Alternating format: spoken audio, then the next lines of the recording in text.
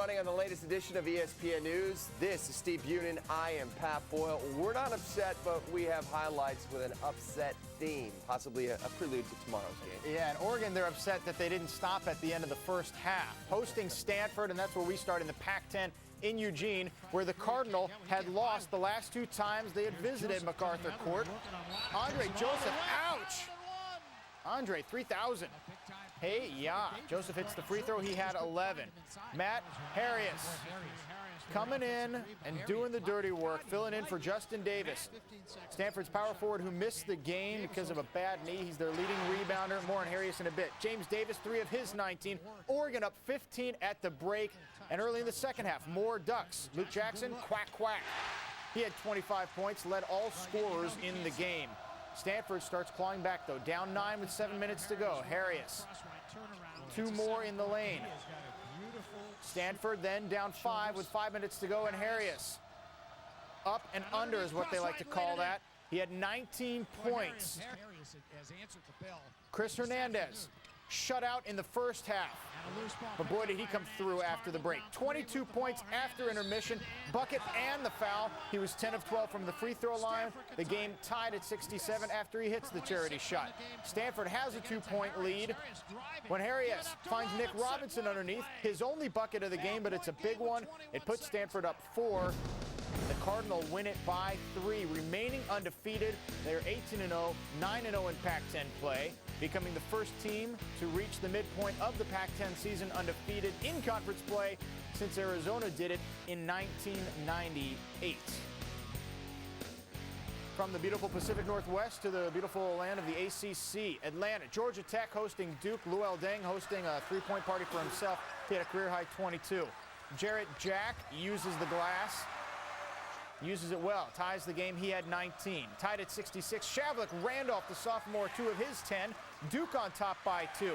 Luke Shinsher answering for the Yellow Jackets.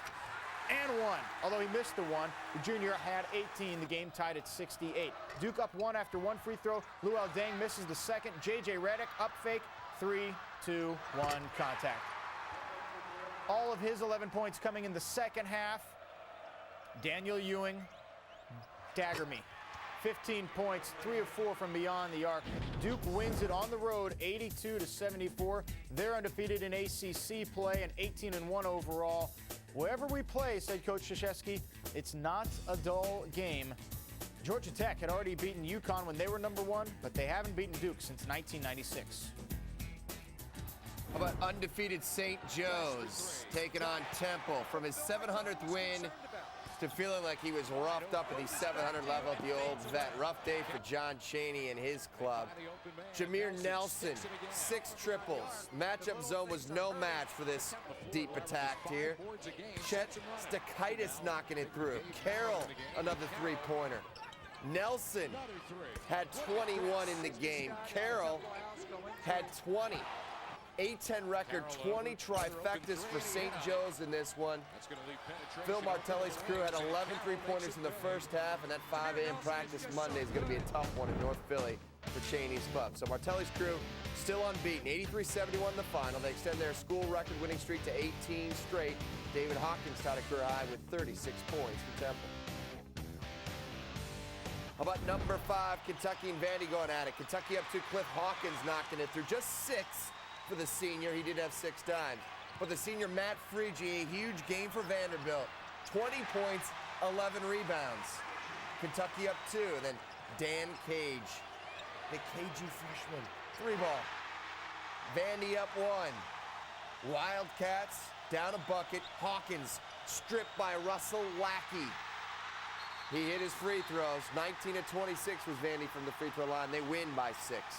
From the SEC to Conference USA, Marquette, the Golden Eagles looking for a victory against Rick Pitino and the Cardinals. Pitino back on the sidelines. Steve Novak within the sidelines on the court. The 6-foot, 10-inch sophomore hails from Brown Deer, Wisconsin. Boy, he could shoot from just about anywhere. Novak, 4 threes in the first half, and he wasn't done. Francisco Garcia, 20 points, 7 boards, 4 assists, but 8 turnovers. Still, Louisville up 1 after the 3. But the ensuing Golden Eagles possession, and it's Novak. 1, 2, 3. Oh, he's not done in the highlights, not by a long shot. Rick Pitino after the game said, except for Novak's shooting, I feel fine. I don't feel good about our basketball team. That would make anybody sick. Novak was sick, a career-high 30. Marquette wins 77-70. Let's go to the Queen City. Charlotte visiting number 7 Cincy. More upsets in the making here. Second half, Eddie Bazin to Curtis Withers. He had 15 points. We're tied at 79. Actually, they are. Then Brendan Plavic, little wraparound pass to Martin Eady. And he's fouled. He had 11. 3-point 49ers lead on the road after the free throws. Under a minute to go. Cincy down 3. Nick Williams throws it away. Coach Huggins is in a lather. 5 seconds to go. Cincy still down 3. Williams, the long 3. No.